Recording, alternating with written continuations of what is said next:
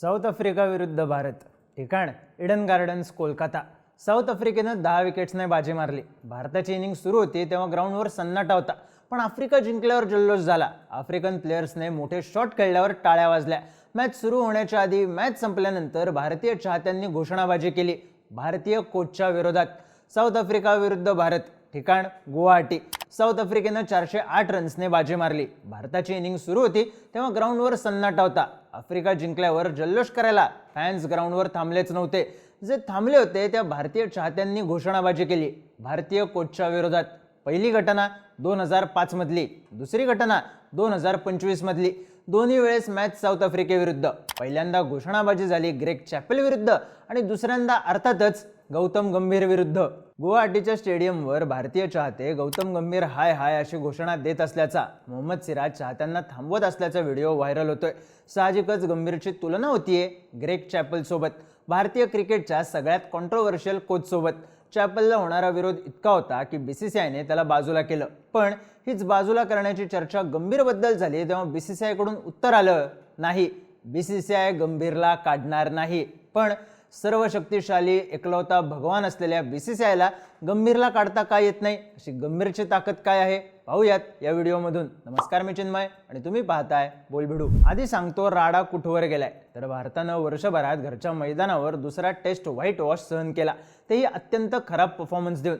आता player fail गेले का? तर गेलेच, पण त्यापेक्षा महत्त्वाचा पॉईंट होता गंभीरने केलेले प्रयोग. 3 ऑलराऊंडर, 2 कीपर आणि फक्त 3 स्पेशालिस्ट बॉलर खेळवणं. वॉशिंग्टन सुंदरला 3 नंबरला बॅटिंगला पाठवणं. असं बरंच काही घडलं. प्रेस कॉन्फरन्समध्ये गंभीरने उत्तर दिलं, माझ्याबद्दल जो काही निर्णय घ्यायचा आहे तो बीसीसीआय घेईल. माझ्या अंडर चॅम्पियन्स ट्रॉफी जिंकले, एशिया कप जिंकले, इंग्लंडमध्ये सिरीज ड्रॉ केली, हे विसरू नका, असं सांगत आपला खुट्टा मजबूत केला. पण गंभीरच्या कोचिंगवर, त्याच्या प्रयोग करण्यावर आणि त्यानं प्रेस कॉन्फरन्समध्ये टेचात दिलेल्या उत्तरांवर बरीच टीका झाली. माझे प्लेयर्स, रवी शास्त्री सारखा भारतात अपराजित राहिलेला कोच यांनी गंभीरला सुट्टीच दिली नाही. फॅन्सची मागणी सुद्धा जोर धरत होती. पण अशात बीसीसीआयने गंभीरलाच हेड कोच म्हणून कायम ठेवण्याचा निर्णय घेतल्याचं सांगण्यात आलं. टेस्टमधले रिझल्ट समोर आहेत. भारताचा होम डॉमिनन्स संपलाय, पण तरीही गंभीरच का? अशी कुठली ताकद त्याच्याकडे?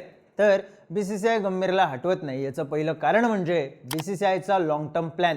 विराट कोहली, रोहित शर्मा हे दोघं भारताचे सुपरस्टार्स, पण त्यांच्या पलीकडे जाऊन पर्याय तयार करण्याची गरज बीसीसीआयला वाटली. कारण या दोघांचा फॉर्म हरवलेला, वय हा फॅक्टर या दोघांकडे नसल्याची चर्चा झाली. तेव्हाच बीसीसीआयने लॉंग टर्म प्लॅन आखले आणि टीम बनवायला घेतली. तेव्हा द्रविडच्या जागी गौतम गंभीरकडे टीम इंडियाचा हेडकोच म्हणून जबाबदारी आली. चॅम्पियन्स ट्रॉफी जिंकल्यावर सुद्धा रोहितची कॅप्टन्सी गेली. पर्चच्या पिचवर 100 लावल्यावर सुद्धा कोहलीला डोमेस्टिक खेळायला सांगण्यात आलं. साहजिकच गंभीरने नवी सिस्टीम लावायला सुरुवात केली. गिल 2 फॉर्मॅटमध्ये कॅप्टन झाला. हार्दिक पांड्या, केएल राहुल ही नावं कॅप्टन्सीच्या रेसमध्ये फक्त बदली कॅप्टन म्हणून राहिली. बुमराह होम टेस्ट खेळायला लागला. शमी, रहाणे आउटसायडर झाले. याचाच अर्थ बीसीसीआय लॉंग टर्म प्लॅनच्या दृष्टीने नवे प्लेयर्स घडवते आणि हा प्लॅन वर्कआउट होत नाही तोवर गंभीरला संधी मिळेल, त्याचं अपयश पचवलं जाईल. कारण पुरेशी संधी न मिळता हा डाव मोडला तर आधीच गणलेला विषय आणखी ढेपाळेल. त्यामुळेच बीसीसीआयला नी जर्क रिॲक्शन नकोय. बीसीसीआय सबुरी ठेवणार हे नक्की. दुसरा विषय म्हणजे बीसीसीआयने गंभीरला दिलेला फ्री हँड. गंभीर हेडकोच झाला तेव्हाच्या बातम्या आठवतात का? अभिषेक नायर असिस्टंट कोच झाला. रायन टेन डॉयस्ट्रेट, मॉर्ने मॉर्कल, सगळा ताफा गंभीरचा होता. बीसीसीआयने पूर्ण मोकळीक दिली. चॅम्पियन्स ट्रॉफीची टीम असो, एशिया कपची टीम असो, गंभीर प्लेयर्स निवडताना सुद्धा आपल्या मतावर ठाम होता. अगदी कॅप्टन निवडण्यात सुद्धा गंभीरचा निर्णय फायनल असल्याची चर्चा झाली. आता जर बीसीसीआय गंभीरला प्रत्येक गोष्टीमध्ये एवढा फ्री हँड देत असेल तर साहजिकच गंभीरचे प्रयोग हुकत असले तरी बीसीसीआय लगेच डोळे मोठे करणार नाही. त्यात एशिया कप आणि चॅम्पियन्स ट्रॉफीमुळे गंभीरचा बायोडेटा आणखी भक्कम झालाय. त्यामुळे गंभीर करतोय त्याचं फळ आज ना उद्या मिळायची अपेक्षा बीसीसीआयला आहेच. तिसरा आणि सगळ्यात महत्त्वाचा मुद्दा म्हणजे तोंडावर आलेला वर्ल्ड कप. 2026च्या T20 वर्ल्ड कपला 3 महिने सुद्धा उरलेले नाहीत. वर्ल्ड कप होतोय भारत आणि श्रीलंकेमध्ये, म्हणजेच भारताच्या होम ग्राउंडवर.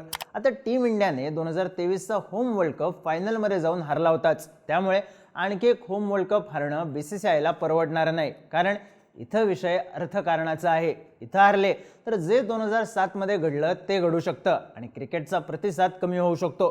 सावरून घ्यायला IPL नवीन राहिलेली नाही हे सुद्धा विसरून चालत नाही. वर्ल्ड कपसाठी गंभीर आणि सूर्याने मिळून प्लॅनिंग केलंय, टीम बांधायला घेतली, त्यामुळे 3 महिने आधी कोच बदलण्याची रिस्क BCCI घेणार नाही. त्यात T20 क्रिकेटमध्ये हेड कोच, मेंटॉर आणि लीडर अशा सगळ्या रोलमध्ये गंभीरचं रेकॉर्ड चांगलं आहे. ही ग्राउंडवरची परिस्थिती, त्यामुळे 2026चा वर्ल्ड कप हा गंभीरसाठीचा चान्स आहे. जो बसला तर विषय संपला आणि हुकला तर काय, तर 2027चा वन डे वर्ल्ड कप तोंडावर आहेच की. आता पुढचा पॉईंट आहे चॅपल पॅटर्न नसण्याचा. आता ग्रेग चॅपलला टीम इंडियाच्या हेडकोच पदावरून काढून टाकलं, त्याचं कारण होतं तेव्हा इंडियन क्रिकेटमध्ये घडलेल्या गोष्टी. व्हिडिओच्या सुरुवातीला ज्या साऊथ आफ्रिका विरुद्ध भारत मॅचचा उल्लेख केला, त्या मॅचमध्ये ओपनिंगला आलेला इरफान पठाण 0वर आऊट झाला. ही गोष्ट महत्त्वाची. चॅपलने त्या सिरीजमध्ये बरेच प्रयोग केले होते. गाजलेला प्रयोग होता सौरव गांगुलीला बाहेर बसवण्याचा. मग नंतर साहेबांनी वीरेंद्र सेहवागला फुटवर्क शिकवण्याचा प्रयत्न केला. द्रविडला कॅप्टन केलं, तेही वर्ल्ड कपसाठी. गांगुलीनं 5 वर्षात बांधलेली टीम चॅपलनं 3 वर्षात उदास केली. पण यात मेन विषय हा होता की चॅपलचे टीममधल्या प्लेयर्ससोबत राडे झाले होते. त्याने थेट कॅप्टन असलेल्या गांगुलीला बाहेर केलं आणि गांगुली त्याच्या नाकावर टिचून पुन्हा टीममध्ये आला. खतरनाक खेळला सुद्धा.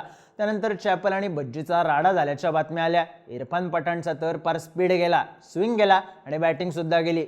साहजिकच चॅपलच्या विरोधात जसा त्याचा परफॉर्मन्स गेला तसाच प्लेयर्सचा सूर सुद्धा गेला. त्यामुळेच चॅपलला काढताना BCCIने फार विचार केला नाही, पण अर्थात त्याआधीही त्याला भरपूर संधी देण्यात आल्या. इकडे गंभीरला विरोध करतायत ते फॅन्स, माजी क्रिकेटर्स आणि माजी कोचेस. प्लेयर्स आणि गंभीरचं सूत सध्या तरी जुळलेलंच दिसतंय. त्यात गंभीरच्या मर्जीतला कॅप्टन आहे, प्लेयर्स आहे ज्यांच्याकडून परफॉर्मन्स कसा काढून घ्यायचा याची जाणीव गंभीरला आहे.